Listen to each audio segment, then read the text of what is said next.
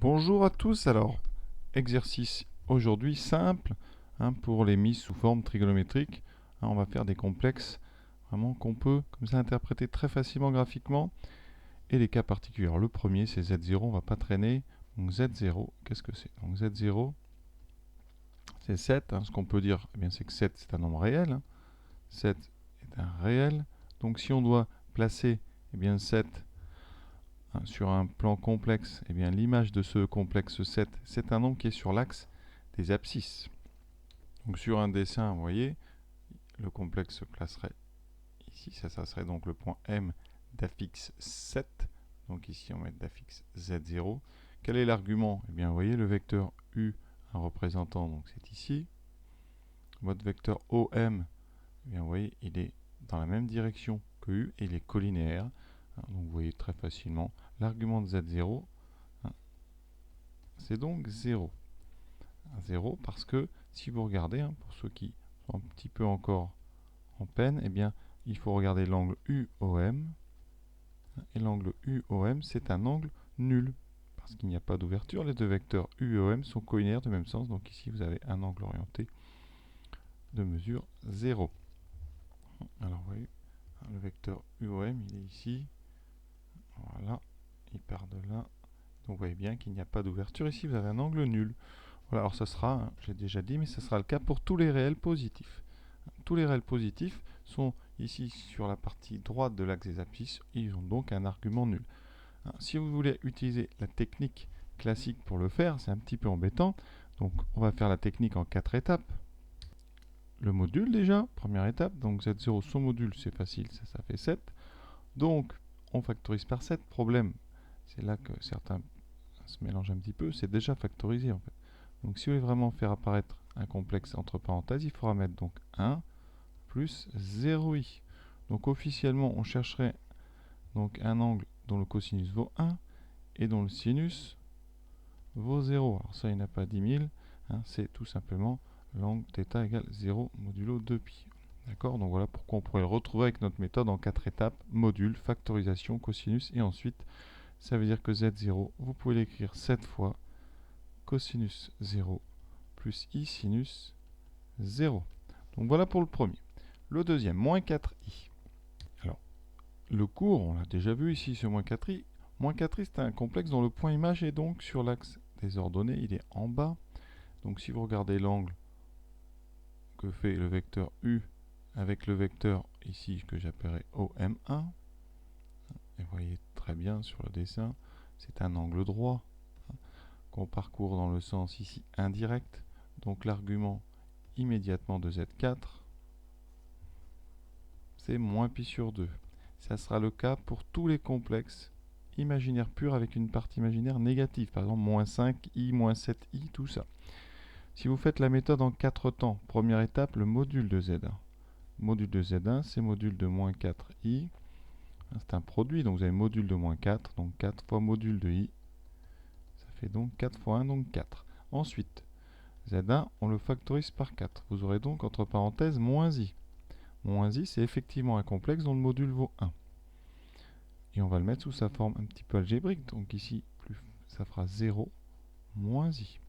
Donc, étape 3, on cherche un angle θ dont le cosinus vaut 0 et le sinus vaut moins 1.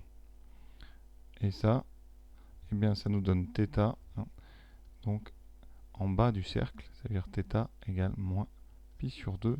On l'avait évidemment prévu à l'avance. Donc tout ça, ça sera pareil le cas pour donc moins 5i, moins 7i. Donc on n'a pas besoin de faire les calculs évidemment. Dès que vous avez un complexe moins 4i, vous pouvez directement dire que son argument c'est moins pi sur 2. On ne passe pas 2 heures à faire ça, c'est intuitivement évident. Z2. Z2, 5 plus 5i. Alors là, deux façons de le faire. Soit on applique la méthode en 4 temps, soit on réfléchit un petit peu. Alors si vous réfléchissez, 5 plus 5i, là on ne cherche pour l'instant que la forme trigonométrique, donc il faut, si vous voulez regarder, on factorise par 5, ça fait 1 plus i, et ensuite 1 plus i. Alors là c'est un complexe qu'on connaît, un petit peu plus difficile. Pour faire réapparaître quelqu'un sur le cercle trigonométrique, il faut faire 1 sur racine de 2, c'est-à-dire vous factorisez en fait, vous mettez un racine de 2 dessous, donc ça veut dire que vous avez factorisé par racine de 2. Donc ici, ça fait 5 racine de 2 fois donc 1 sur racine de 2. 1 sur racine de 2, c'est racine de 2 sur 2.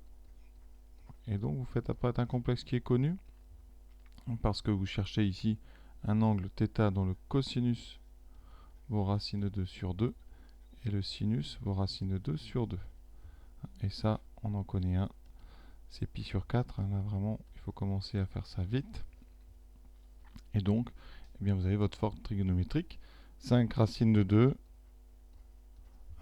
cosinus pi sur 4, plus i sinus pi sur 4. Pour ceux qui ne voient pas les factorisations comme ça de façon intuitive, eh bien, c'est très simple. On calcule le module de Z2. Et ce module, c'est donc le module de 5 plus 5i.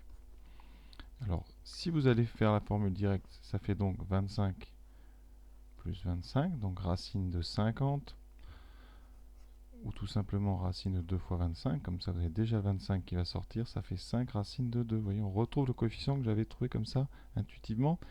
Une autre méthode pour calculer ce module, pour ceux qui veulent être efficaces, 5 plus 5i, c'est 5 fois 1 plus i. Donc le module de Z2, ça sera 5 fois le module de 1 plus i. Vous voyez, on gagne un petit peu de temps, parce que 1 plus i, c'est facile à calculer comme module, c'est racine de 2.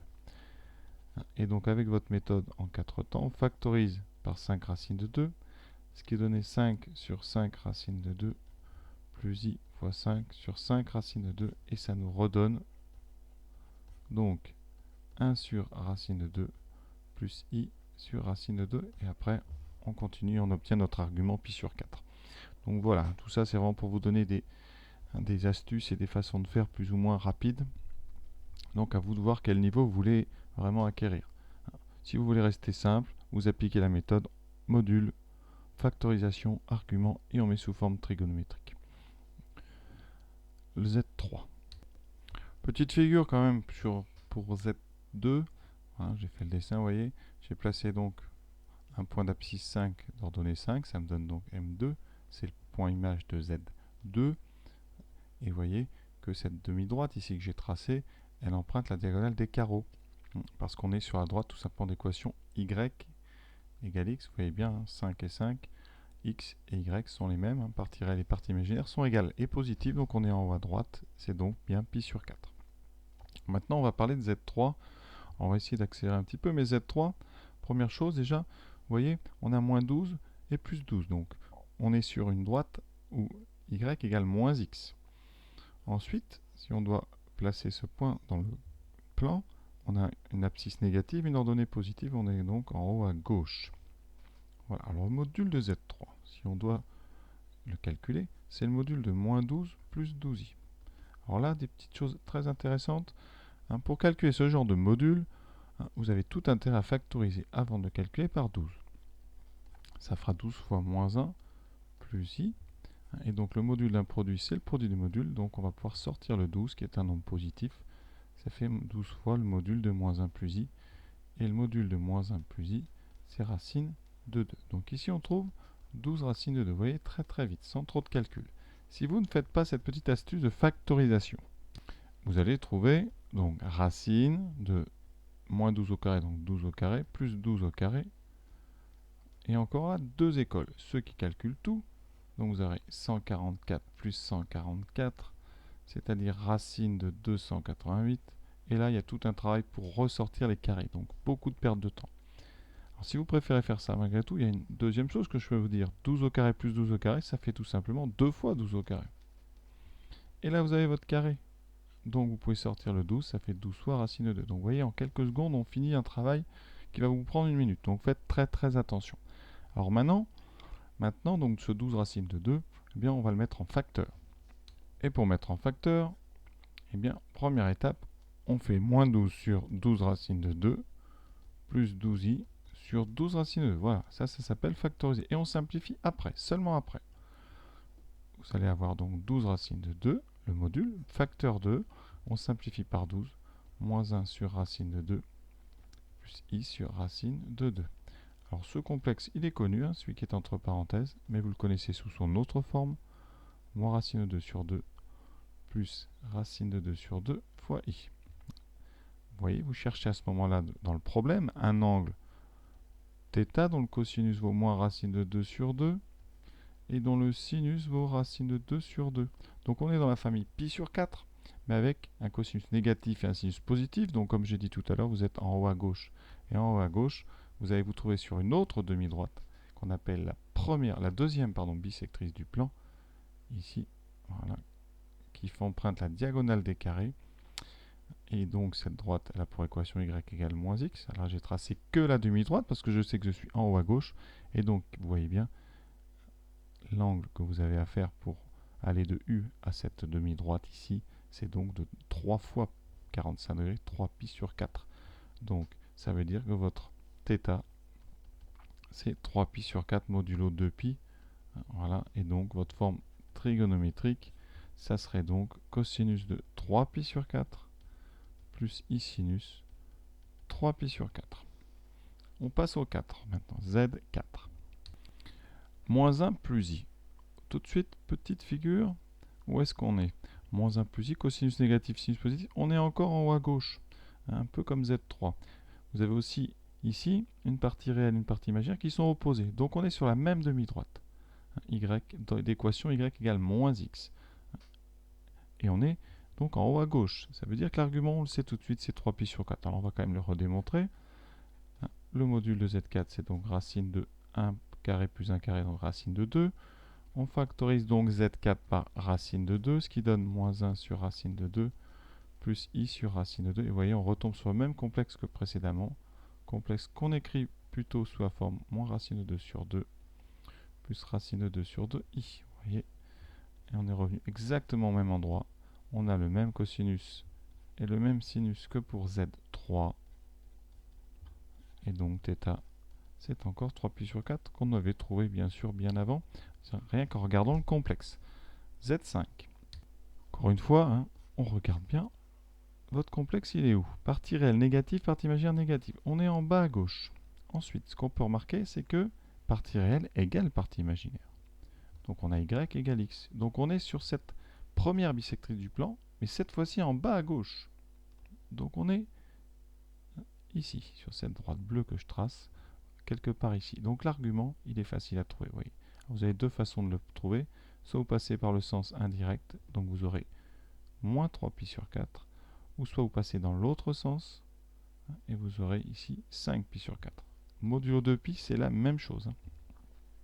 Pour retrouver ça par la méthode de factorisation, on calcule le module de Z5, et là on va faire ça de façon astucieuse. On factorise par 5, ce qui donne moins 1 moins i. Et donc ça donnera, si vous avez bien saisi ce que j'ai fait avant, 5 fois le module de moins 1 moins i. Et donc ça donne 5 fois racine de 2. Pour les puristes du calcul, vous avez, si vous aimez les gros calculs, pour calculer ce module, vous faites racine de 25, donc 5 au carré, plus 5 au carré, 25.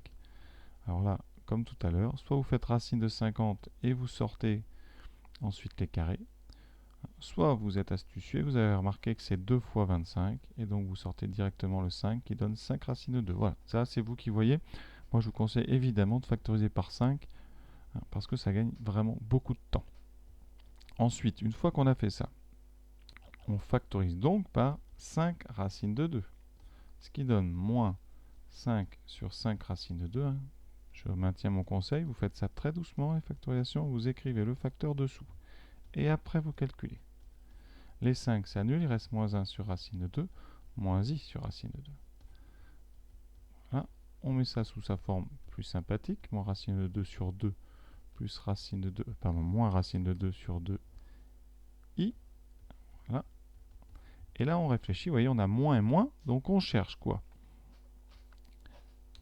Un angle dont le cosinus vaut cette fois-ci moins racine de 2 sur 2, et le sinus vaut aussi moins racine de 2 sur 2. Donc, comme j'ai fait mon petit dessin, vous êtes donc en bas à gauche, dans une famille ici avec des racines sur 2, donc c'est la famille pi sur 4, mais en bas à gauche, c'est donc encore ici, cette demi-droite que j'ai fait, c'est effectivement, on retrouve bien θ qui vaut moins 3 pi sur 4 qu'on avait prévu, évidemment. Maintenant, vous voyez, on a fait dans la famille pi sur 4, en haut, en bas à gauche, voilà, vous avez comme ça 4 possibilités à chaque fois, donc à vous de trouver le module, factoriser, et on trouve l'angle. Voilà, il me reste Z6 et Z7 qui vont aller très très vite. Alors Z6, le complexe le plus emblématique, hein, I. Alors évidemment, vous savez que I sur le cercle, il est en haut. Donc évidemment, son argument pour aller là, c'est donc pi sur 2. Comment le retrouver? Eh bien, je vous rappelle que le module de I, c'est 1. Donc, c'est pas la peine de vraiment factoriser, mais on va quand même mettre ce 1 devant. Ça fait 1 fois I. Donc, 1 fois 0 plus I. Ça veut dire que vous cherchez un angle dont le cosinus vaut 0 et dont le sinus vaut 1. Et cet angle, il n'y en a pas 50. Évidemment, c'est pi sur 2 modulo 2pi. Donc, la forme trigonométrique de I, c'est donc 1 fois cosinus pi sur 2, qui fait bien 0, plus I sinus pi sur 2, qui fait bien I fois 1. Donc, on a bien égal à I. Voilà, le dernier Z7, ça c'est vraiment particulier. Je vous rappelle le cours, l'argument d'un complexe. L'argument de Z, évidemment il faut un point image, donc M, c'est l'angle que fait le vecteur U avec le vecteur OM. Problème, si vous prenez Z7 égale 0, si vous prenez bien votre vecteur OM ici, si vous prenez le point M7, OM, ce vecteur c'est le vecteur nul. Et donc, vous ne pouvez pas définir un angle entre U et le vecteur nul. Pour avoir un angle orienté, il faut deux vecteurs non nuls. Donc, conséquence, 0 n'a pas d'argument. C'est d'ailleurs dans le cours, vous verrez, quand on définit l'argument, on part d'un complexe évidemment non nul. Voilà, c'était un petit point pour finir là-dessus. J'espère que ça vous a plu. À bientôt.